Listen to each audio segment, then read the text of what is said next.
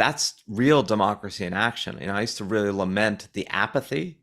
I think apathy is much more the death of democracy than fervor. And even if fervor is excessive and sometimes blind, in this case, you want energy and you want passion. And by all evidence, right now, American democracy is in an incredibly fulsome and vibrant moment.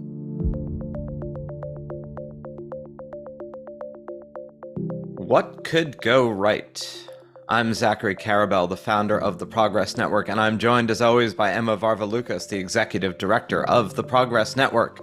And we are on season 3 of What Could Go Right, and today we're going to do a little bit different than what we do normally and not have a guest. It will just be absolutely stimulating, amusing, provocative, and thought-provoking repartee between Emma and myself about the news of the day. And one of the points of this show, and one of the points, in fact, of the Progress Network, is to draw attention to that which is not usually attended to, namely things that are going on in the world that are going better than we think, that counter the narrative of dystopian despair, and that force us, by paying attention to them, to focus on the way that the future that we are creating may be closer to the future of our hopes than the future of our fears, with the everlasting caveat that it is all of our responsibilities to do what we can to create that future and not do what we can to feed the narrative of decline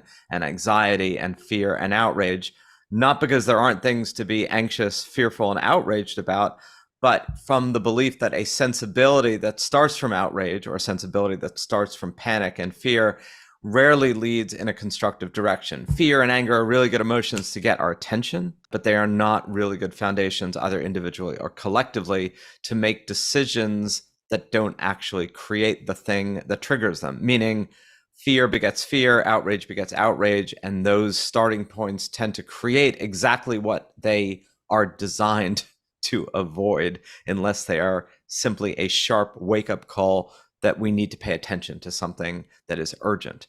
So that's the kind of general shtick of the Progress Network. It is the reason why we try to draw attention to things that are going well, not because we are in any way blithely indifferent to everything that is so manifestly not going well, but because we are passionately focused on looking at the ways in which humanity has, and certainly has in the past and certainly is now, able to address both existential problems and more prosaic ones in a way that ultimately is constructive and leads to progress.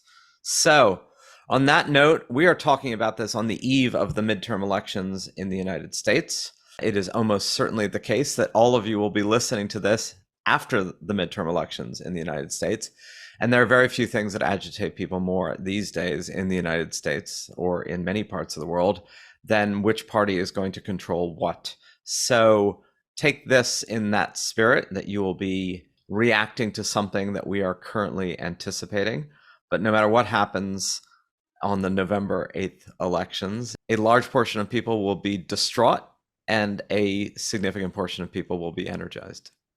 On that completely nonpartisan note, Emma.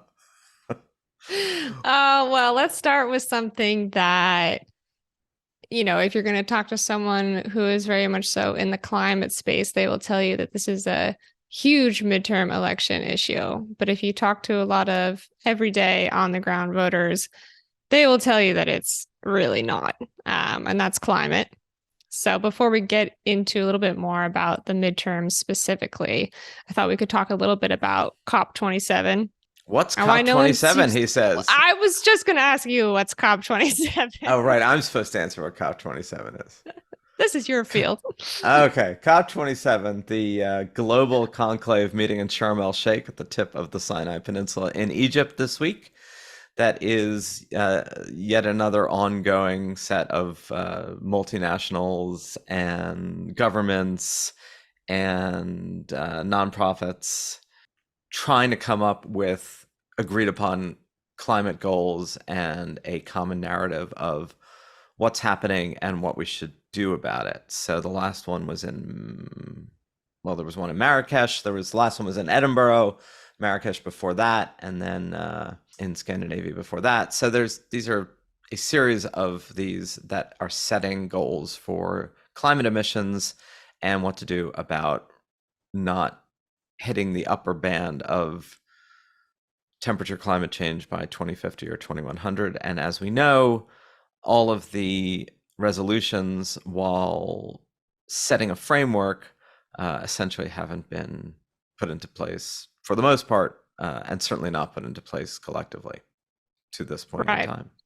Right, because all of the agreements that have been agreed upon at all the COPs are non-binding, right? So that's a huge difference, let's say, between all the agreements that countries have come to when it comes to climate change and something like the Montreal Agreement that was directed around closing the hole in the ozone, which has worked really well, but all of those agreements were binding. So we point to the ozone hole a lot as an example of something that has really worked well environmentally. So I just wanted to point that out. I don't think that that's particularly the reason, people know that these agreements are non-binding, and that's why no one seems to care about COP27. But it seems to be very much so the case. If you look at Google search data right now, there's a huge spike around COP26, which was the last one in Edinburgh.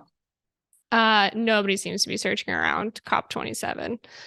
I'm not sure exactly why. My theory of this is that people are really tuckered out from the we're all going to die in short order messaging around climate. I think that something that a lot of people don't realize is that we've made an incredible amount of progress around climate in the last 5 years. We have successfully averted the really apocalyptic worst case scenarios of global warming, when we're talking about 7 to 9 degrees Celsius of warming. And now scientists are predicting between, let's say, 2 and 3 degrees Celsius of warming. Now, it's much better to be closer to 2 than to 3. The Paris Agreement said that we would like to keep it under 2, 1.5 being ideal. But I think people just, first of all, don't realize that that has happened, A. And they also seem to look at this issue as like completely unsolvable. And that all of this global meeting with countries, with COPs, is just for fluff, and it's not really doing anything. So, And there's a real question of whether or not rhetoric such as that articulated by UN Secretary Guterres when he opened COP the other day, his line was, "Humanity has a choice, cooperate or perish." He said that humanity is on the road to climate hell. We've heard a lot of this. Obviously, Greta Thunberg came to real prominence with a passionate plea at COP to stop dithering around and have the nations of the world do something. And I know we're sounding awfully negative, given that, the general gist of what I said is awfully positive. I think the reason for that is, as you say, there is actually a lot of change in a productive way about emissions, particularly in Europe, particularly in the United States, in sub-Saharan Africa, going to kind of greenfield energy through solar where there's no embedded coal or heavy carbon grid. There's a lot going on in the world that's actually quite creative and dramatic in a way that is changing the arc of emissions. And then you have these conclaves where it seems like the groove is to continue to ratchet up the hysteria and the anxiety. And as you said, rather than leading year by year and conclave by conclave to more urgency, it's leading kind of year by year and conclave to more public irrelevance, right? We're not tuning in. And the more shrill the rhetoric gets, it's almost like there's an inverse relationship. And it's not like they couldn't be saying, "Hey, look at all that look at what we've accomplished."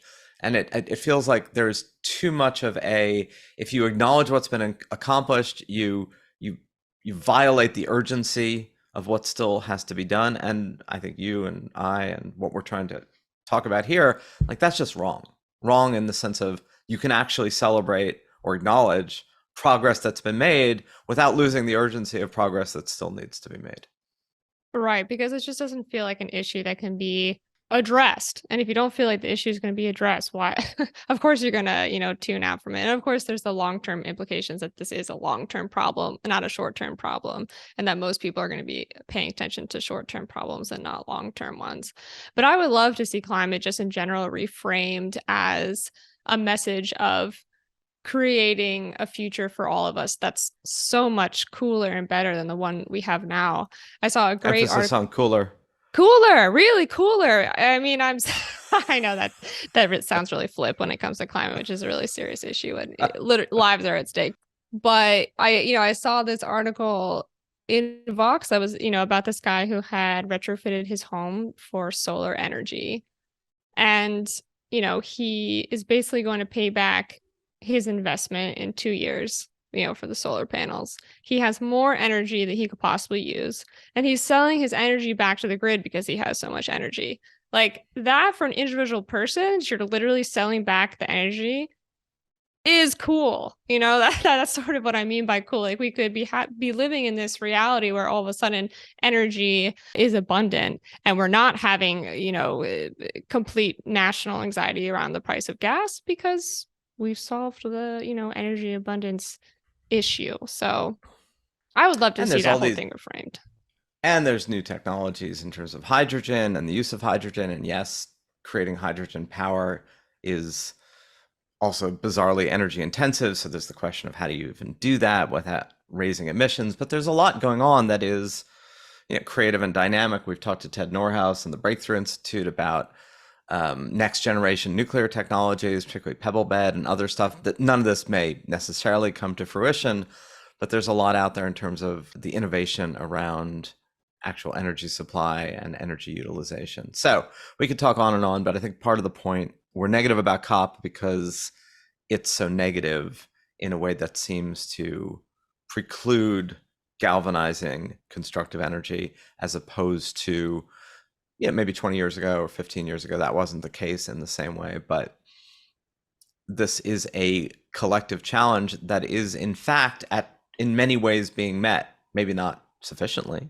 The one thing I will say that COP is going to be good about is drawing attention to this continual issue that's been in play for the past few decades, but gets more and more intense with each passing year, which is the so-called developing world, the Brazils and the Indias and other countries saying, hey, wait a minute, you don't get to set targets for us that preclude our emergence into a solidly middle-class economy for all of our citizens when you expended a massive amount, you being the United States, you being Europe, you being the developed world, when you expended our global carbon budget. And if you want us to do things differently, you have to fund that, which is complicated, of course. I mean, getting any of our own populaces to fund the energy efficiency of other countries is a tough sell in the best of circumstances. But it remains a sort of, hey, wait a minute, you don't get to cap our growth just because we're trying to cap carbon.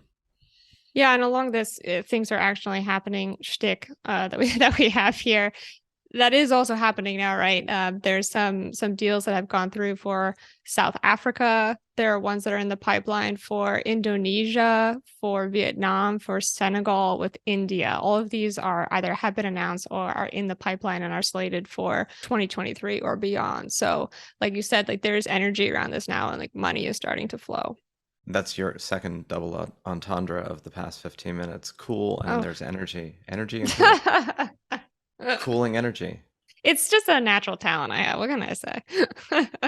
Many people feel COP27 is the world's best hope for climate action, but many critics say it's just greenwashing with little to really actually show for ever since 1995. Regardless, more than 120 leaders from around the world, along with tens of thousands of delegates, are now arriving in Egypt to talk mitigation of greenhouse gases, along with adaptation to a warming planet. Now, this year, success will hinge on a breakthrough in an area called loss and damage, basically getting developed countries to pay developing countries for their climate problems. The idea here is that richer countries like the U.S., in Europe, and parts of Asia have been and still are the biggest emitters of greenhouse gases per capita, and then less developed countries have been getting slammed. We can think of it as reparations for more hurricanes, more floods, and rising sea levels. In terms of messaging again and the midterms, this is a theme that we've talked about in a couple of other episodes. There's very much so this theme of democracy is on the ballot, or democracy was on the ballot. And if you're listening to this post midterm, maybe you're feeling like democracy was on the ballot and lost. I don't know. We don't know the outcome. We don't know your, particular political persuasions. But I wanted to start with addressing that. Like this thought that democracy is under threat. It's 74% of Democrats, 72% of Republicans, 71% of independents, that's from a New York Times poll, believe that democracy is currently under threat. So it's an astonishingly bipartisan agreement on this. But what do you think? Are we really in a democracy spiral here? So the irony, and this is one of these cases where the word irony actually applies, is the percentage of Americans voting in both presidential and midterm elections. And while, again, we're doing this beforehand, it is clear just from early voting in 2022 that the midterm turnout rate will be extraordinarily high relative to what it was for much of the 20th and into the early 21st century. I mean, remember, midterm elections used to get, if you were lucky, 40% of the electorate. And in multiple times between the 90s and the aughts and the 2010s, it didn't even reach 40%, meaning 40% of the eligible voters didn't even vote in midterms, and barely 50% were voting in presidential elections through the 90s and the aughts. And then in 2016, 2020, and I assume 2024, presidential elections were now above 60+% of the electorate voting. It's into the mid 50s for midterms. And that's true across the board. It used to be like, oh, young people are apathetic, they're not voting. Young people's voting participation in 2018, 2020, 2022 started going up dramatically. Hispanics used to, there's a huge portion, 50, 60 million Hispanics in the United States. I'm not sure if that's exactly the right number, but it's larger than most people think. Those voting totals used to be below 40% or in the low 40s. Now it's above 50%. So across the board, people are voting. They may be voting because 70% of everybody seems to believe democracy is in peril. So they may be voting from the urgency of the belief that their vote counts to make sure democracy is preserved. And while it's certainly true that the Republicans who think democracy is in peril are going to feel democracy is even more imperiled where and when the Democrats win, and Democrats are going to feel that democracy is imperiled when and where Republicans win, and independents, of course, will split in whatever way. Democracy is not a I get what I want and my view wins. I mean, everybody wants that, but it's a puerile, ultimately unrealistic view in a multi-ethnic, multi-state, large democracy like the United States or like India or like Brazil. And, personally, I think that this ferment and this fervor and this turnout, and yes, some of the agitation and some of the, I suppose, hysteria kind of comes with, but that's real democracy in action. I used to really lament the apathy. I think apathy is much more the death of democracy than fervor. And even if fervor is excessive and sometimes blind, in this case, you want energy and you want passion. And by all evidence right now, American democracy is in an incredibly fulsome and vibrant moment. Yeah, Jonah Goldberg made this argument on Monday the 7th, which is the day that we're recording this, in his newsletter for the Dispatch.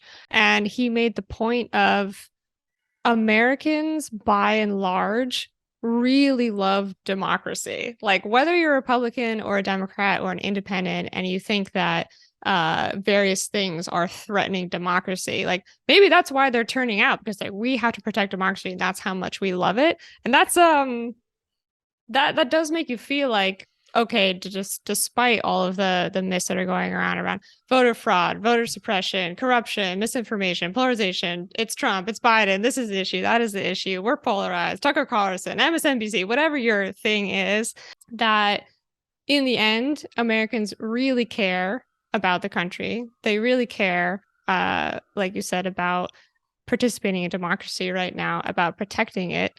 And I think we should look at that and look at each other and at least maybe use that as a basis to trust each other, that even if, like you said, even if our side wins or loses, that is not what democracy is about. It's as Goldberg said, it's a hedge against tyranny. It's a way to settle differences without resorting to violence. And that's good enough. And I really liked that.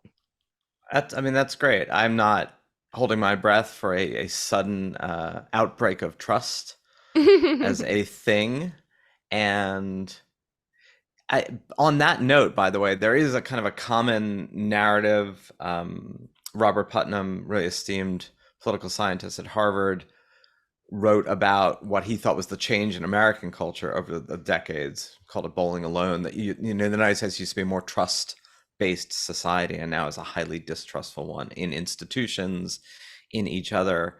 And I think actually that could be rose-tinted about the past. Like, trust was often felt in retrospect or looked at wistfully when it's gone. And we think there was more trust than there was in the past. And yes, there was a period of time in the 1950s where people trusted in government, they trusted in the media, and they trusted in the Supreme Court in a way statistically. If you look at what Pew, which does a lot of these polls about trust, or Gallup, the trust as a measurable thing of people saying I do trust or I don't is way, way down from what it was.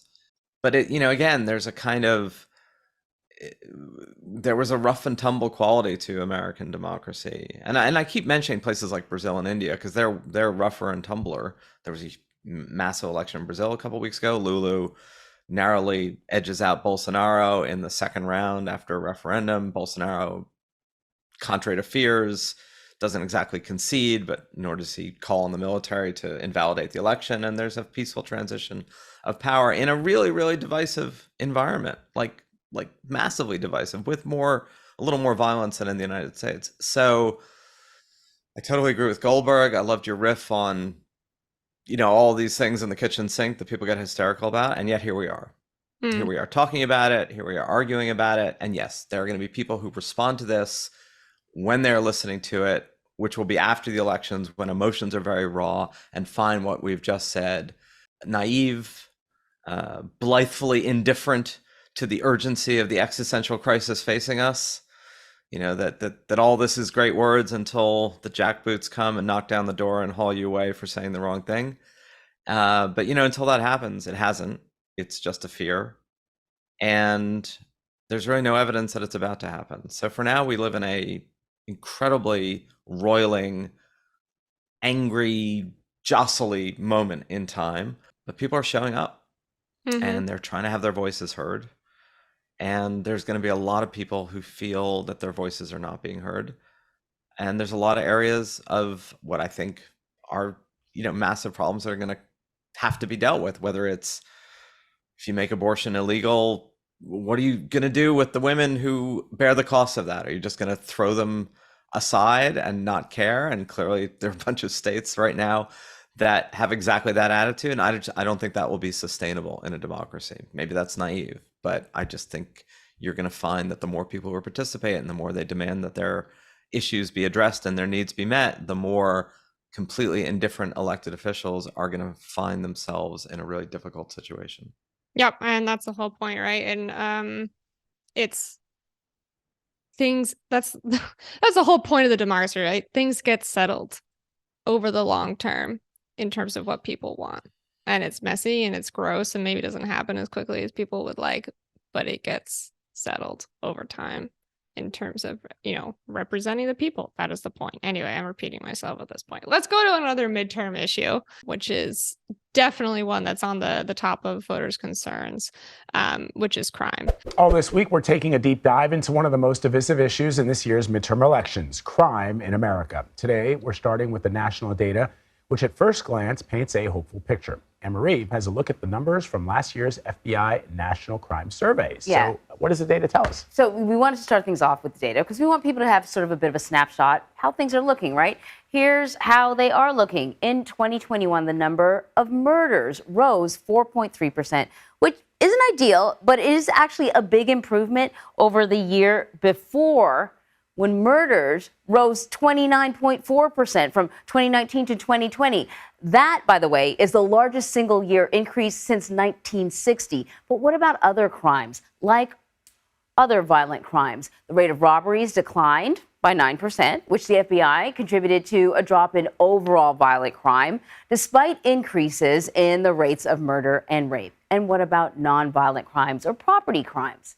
Well, property crimes are also down, thanks to drops in burglary and theft. Only one kind of property crime, motor vehicle theft, actually went up. And virtually all drug-related crime did increase, though including cocaine, opiates, and stimulants, which saw about 18% of a jump on its own, as you can see right there. The only exception was cannabis offenses, which went down more than 4%. So now, an important disclaimer. This data is just an estimation of the national crime outlook due to issues collecting information from law enforcement agencies. Last year, the FBI had about half of all departments provide data, thanks to a new reporting system that some states have not implemented yet. So it's a snapshot, but definitely not a complete picture.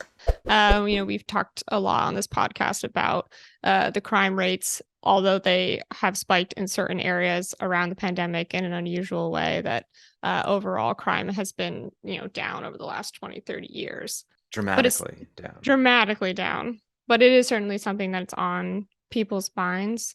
And I wanted to call attention to another story that we highlighted in the newsletter last week around some success in the US's criminal justice system, not around crime, but around racial disparities in the criminal justice system, because I thought this was an astonishing amount of success that was not, I really didn't see almost any coverage of this at all. So this is taking numbers from a nonpartisan think tank called the Council on Criminal Justice. And what it looks at is the racial gap between inmates, Black inmates versus white inmates in relation to the larger population, and also the arrest rates. So what they found is that the Black-white disparity gaps on a whole lot of different factors have narrowed and in some places disappeared, which if you're certainly a progressive activist, I would think you would be really excited about this. I mean, this is exactly what you want to see happening. So right now we have in 2020, Black adults being in prison at 4.9 times the rate of white adults. That's down from 8.2 times the amount in 2000. And in this framework, you want to have that be one. That means that they're being imprisoned at the same rate.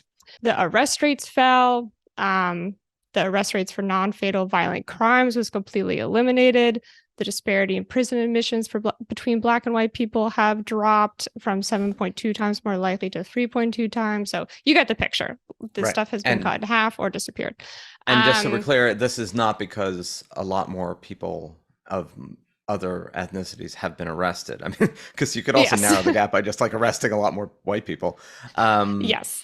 Or Hispanic people or Asian people. And then you'd have a massive prison population, but you would have at least eliminated the racial disparity gap. That probably would not be the way you want to eliminate the racial disparity gap. Yes. So we'll say also that incarceration rates are down generally across the board in the US, which is another good point. There was one particular rate in the study where white people were arrested a little bit more, and that did help close the disparity gap.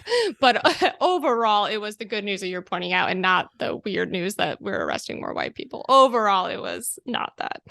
And I think anyone can find, whenever we talk about these stories, right, we do post these on the Progress Network page, and a lot of them are in the newsletter. Not necessarily all of them, but a lot of this, just for those who, if you want to delve more deeply into this and find some of the sources.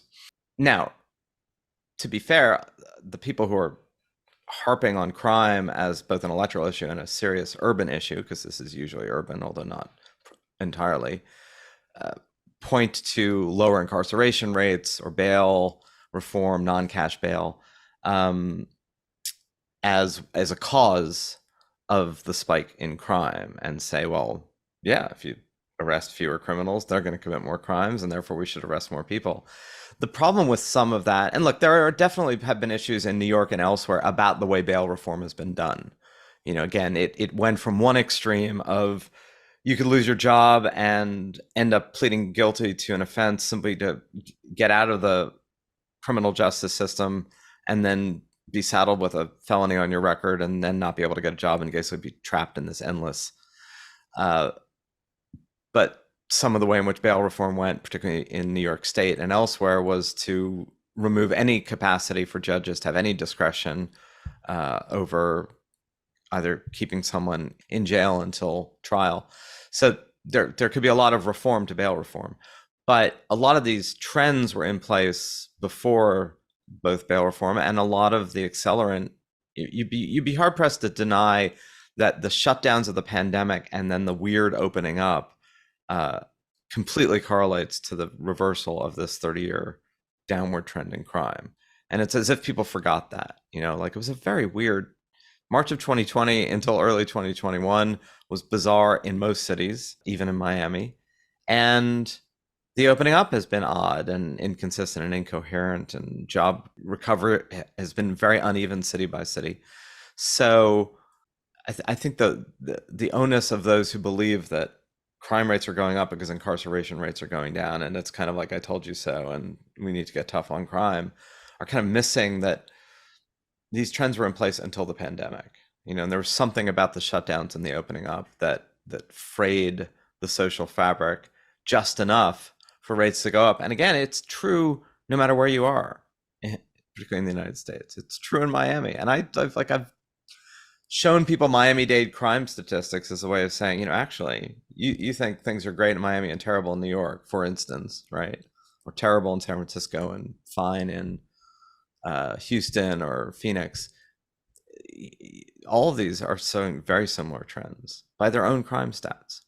Yeah, I mean, so Pew came out with new research around violent crime in the last few days, specifically because of the midterms. And their research said that most violent crime around the US was down except for murders. Murders was that weird one that really spiked during the pandemic. And just to be clear, like you're saying, the data around lessening incarceration rates started before then, right? If you look at it year by year, it doesn't track with when we started to incarcerate fewer people, all of a sudden the murder rate spiked. That's what we talked about with Jennifer Doliak, where things are still getting settled.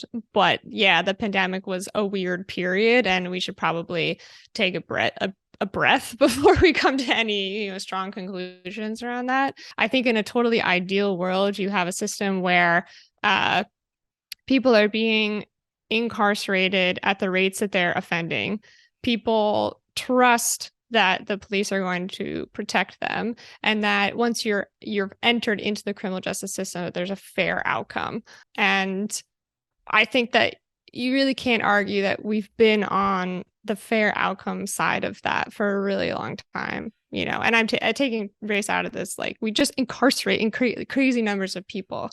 Although we really incarcerated crazy numbers of African-American males relative to population in a way that just, anybody non-American looking at that with any degree of dispassionate neutrality would say, look, there's something wrong here. You're messing up. You Americans, you as a culture are messing up here if this is what's going on in terms of racial disparities. And the fact that that's beginning to close, I think, reflects a lot of passionate people saying very loudly, very clearly, and in a very data-based way, unless you buy into racial stereotypes, there is no way to justify these disparities. And if you buy into racial stereotypes, there's no way to justify these racial disparities because you shouldn't buy into racial stereotypes. So, on no spectrum was this an okay thing. And it's at least high time that that gap begins to close. And we can deal with the fact that America is a violent society compared to most societies, has been, is, hopefully won't be, but both in the past and the present, America's a violent society. Guns are certainly part of it. Guns have always been a part of it. But, it's a violent place. It's not as violent as some parts of Latin America, but compared to most of the world, it is. Yeah, and especially considering its wealth, right? That's what gets brought up a lot. So one more stop on the criminal justice route with our northern neighbors, with Canada, before we move on from criminal justice. This was interesting. The Quebec Superior Court has ruled that random police stops, so just to clarify, not the cops pulling something over because they see something's wrong with the vehicle, or they're speeding, or they're doing something wrong. But a random police stop is racist and unconstitutional, and they can't do it anymore. And right now, the government is considering whether or not they're going to appeal it. We'll see if this spreads across Canada or not, but it was certainly an interesting thing that happened that I don't think a lot of people know about outside of Canada. Yeah, and Canada's been kind of a fascinating laboratory for a lot of reforms, some of which America has started to adopt. Canada as well is a multi-ethnic, geographically large democracy. It has 35 million people as opposed to 330 in the United States, or 1.5 billion in India, or close to 300 million in Brazil. But it's still a large multi-ethnic democracy that is finding ways to manage that differently in ways that we could learn from.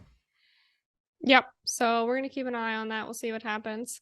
Quick stop back into New York City around salary transparency. So we're leaving the midterms here. I think actually maybe, Zachary, do you have any last thoughts on midterms before we move on from straight politics?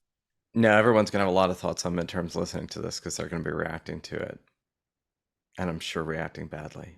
So if you're reacting badly to the midterms and you're hearing all this as a kind of Peanuts parents, wah, wah, wah, wah, wah, wah, we would simply go back to segment 2 of, more people voting is a good thing. And if the group that you wanted to win didn't, that's either because they're anti-democratic and we're halfway down the road to fascist hell, or we live in a really complicated society where a lot of people disagree fundamentally, and that's been the case before, and it's certainly the case now.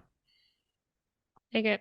Maybe I'll say one more thing about climate too, in case we have people listening who are really climate top of mind people. I know there's a lot of worry about what will happen with the US and climate depending on the midterm elections. And I would just like to put the theory out there that at least on a state level, the cat is sort of out of the bag. A lot of money has been let loose. I won't say flowing again for the second time. And, I think it might affect the United States and their global commitments on the global stage. But I still think we're going to see productive change happening. So yeah, and very little of the change. We talked to Senator Hertzberg a while back. Very little of the change in American climate policy has been driven by the federal government. There's actually more federal movement than there has been in many, many, many years, and that's going to continue regardless of who controls Congress right now. All right. So let's put the midterms aside. Hopefully that was helpful for some people. I want to take a quick look at New York City, where you are. The law just went into effect that companies have to post a salary when they post a job. I know there are a few other states that do this. Colorado is among them. There are some private companies that are doing this. Amex is among them, for example. But because I used to live in New York, any kind of job postings that I personally get tend to be New York based. And so I just started to see them come through in the last few days. And can I just say, I adore this. I love this. I can't believe we were living without this for so long prior to this law. Happening tomorrow, people looking for jobs in the city will be able to see what they pay before applying. The new salary transparency law requires most employers to list a minimum and maximum salary range on all job postings, and it also applies to hourly wages. Now, this law does impact businesses with 4 or more employees, and it will benefit roughly 4 million private sector workers. Employers will get a 30-day warning to correct any violations before facing fines. Now, I think salary transparency is a great thing. It removes suspicion that the person sitting next to you, negotiated a better deal. It removes question marks about what is the gender disparity. It removes racial disparity question marks. It's just a good thing, period. And it, without changing the economics of a lot of these jobs, the way minimum wage laws do, changes some of the balance of power between workers and employers, without unionization, without without a lot of the other things that are more complicated, time-consuming, potentially problematic. Yeah, I mean, God, how useful. Just to you see that they're hiring for the same role that you have, and you can say, "Hey, I know exactly what you're offering for this role." If you're someone searching for a job, you can look and see if something's worth your time or not before going through a whole interview process and then finding out that the job's not going to cover your expenses or whatever it may be. And I will just say I took a quiz today to try to guess various salaries in New York City, and I got 1 out of 9 correct. So Wow. there's something to be said also just about public education, about what people are paid, because I really that shocked me that I was so So wait, far was off. there a tool you can do this on now? You can like go on to guessthesalary.com or something? No, it was again the New York Times. It was a New York Times quiz. They just chose 9 professions, not at random. It seemed to sort of try to cover a vast range of jobs. So one of them was a minimum wage job. One of them was a fish slicer, a cutter. One of them was an art director at the Whitney. One was a baseball player. One was something at Goldman Sachs. So they were trying to do a full picture of different jobs in New York City, and it was multiple choice. And even with multiple choice, I only got 1 correct. It was pathetic. Were you high or low more?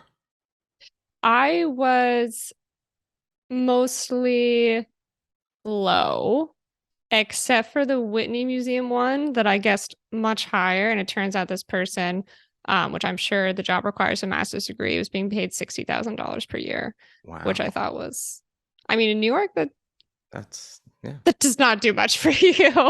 And one of the ballot initiatives on the New York ballot, we'll see how it passes, is to try to come up with a citywide true cost of living. Mm. Although the methodology of that is, I think, really, really wrong right now. The desire to come up with one is good. We're going to just strip out all government payments and anything non-monetary to try to say, here's your salary, here's your cost of living, without recognizing that it's like saying what's the headline price of a university education and not factoring at all student aid or loans or Okay. grants. But at least it's an awareness that we need to get to a better gauge of how expensive or not, living somewhere is. And yes, living on $60,000 a year in New York. There's a great site online where you can type in between U.S. states. If you are an X in Mobile, Alabama, what's the equivalent of Y in San Francisco? I mean, they're not necessarily that accurate, but they're really fun to go through directionally. That does And I think sound it's fun. like, $60,000 in Mobile is like, $130,000 in Manhattan. That is cool. I would love to try that out. Which is why companies, there was a whole pandemic thing where companies were being asked to adjust salaries based on the remote work location. So saying, look, if you live in New York City and you're earning $100,000 at Google, that's a made up number. That's a lot less money for that person than if you're living in, again, Mobile or even Austin, Texas. So that your salary should adjust based on cost of living. Which is a complicated argument because at the end of the day, yes, you are paying for the area that someone is living in part, but you're also just paying for the skills and the demand of that person, right? I mean, the hard truth for Google, I guess, is if you're paying for an engineer at Google, they certainly can find another place where they can work remotely and that will want them. So tough for companies, I guess, but that's another one where I think the cat's out of the bag with the pandemic, that if you're in a white collar office job, you're wanting to have flexibility and working remotely is just part of the game now. And it's not going to regress too much the other way. So is that your way of saying you're going to stay in Athens? Now this is getting personal. Well, yeah. I wasn't planning on coming back soon, so one last piece of news. I think that generally over the last 2 years, a lot of the very, very good news that we've had to celebrate at the Progress Network is vaccine oriented. A lot of it has been mRNA technology oriented. This one is not the latter, but it is the former. We have RSV vaccines on their way. Certainly, if you have kids, you're very familiar with RSV. It's not something that was on my mind until my friends started having kids fairly recently. There are no preventative measures right now for RSV at all. Pfizer just announced their efficacy for their new RSV vaccine. There are, I believe, 2 or 3 others in phase 3 trials and 2 more on the way. So we're going to have probably at least 5 effective RSV vaccines in 1 to 2 years.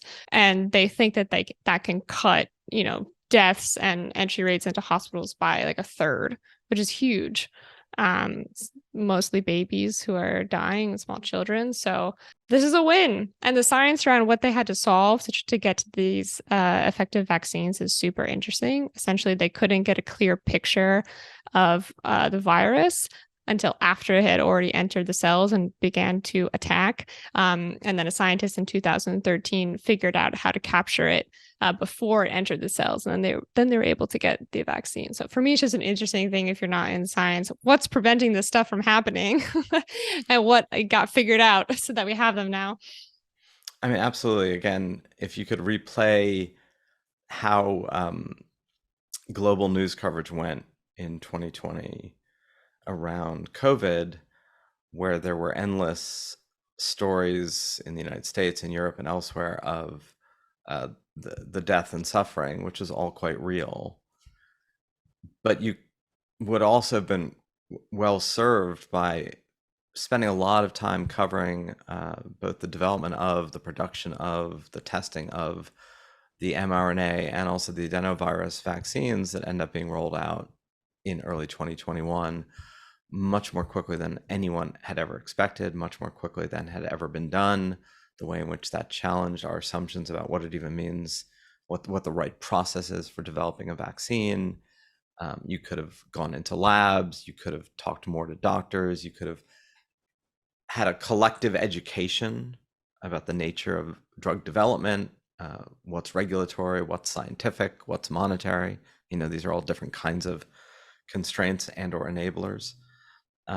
But that would have been kind of wonky news, right? That would have been a bit in the weeds. It wouldn't have been as dramatic. It wouldn't have been as telegenic, but it would have been a lot more vital to our understanding collectively of how we met a challenge, and that we actually did in this sense. I mean, look, none of us know whether or not vaccines are going to have really unintended consequences in 20 years, but that was true of any vaccines we took. That was true of polio vaccines when those were on.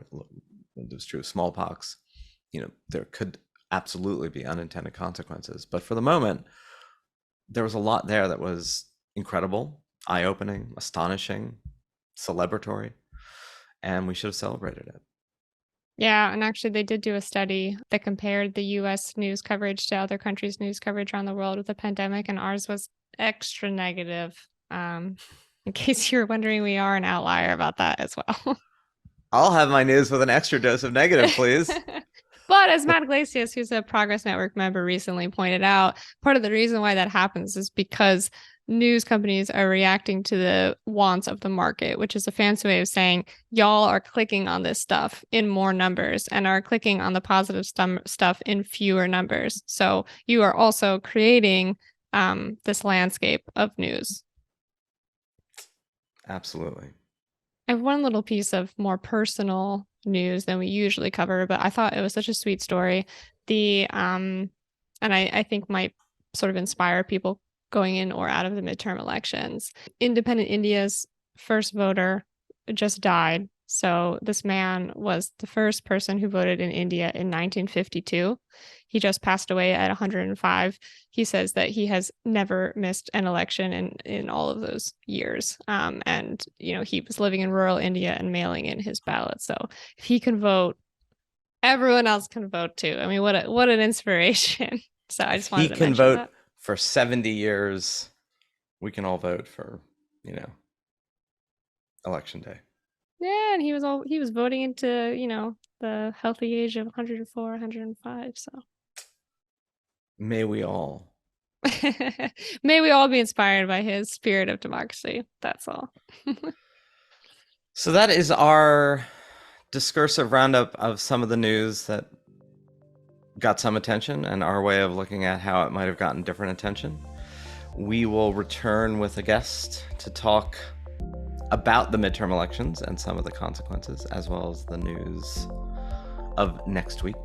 And we want to thank you all for listening. We want to thank you all for supporting the Progress Network, paying attention to what we do. Please share the word, spread the word, share the links, sign up for the newsletter, What Could Go Right, if you haven't already. And Em and I will look forward to talking with you next week. Thanks, Zachary.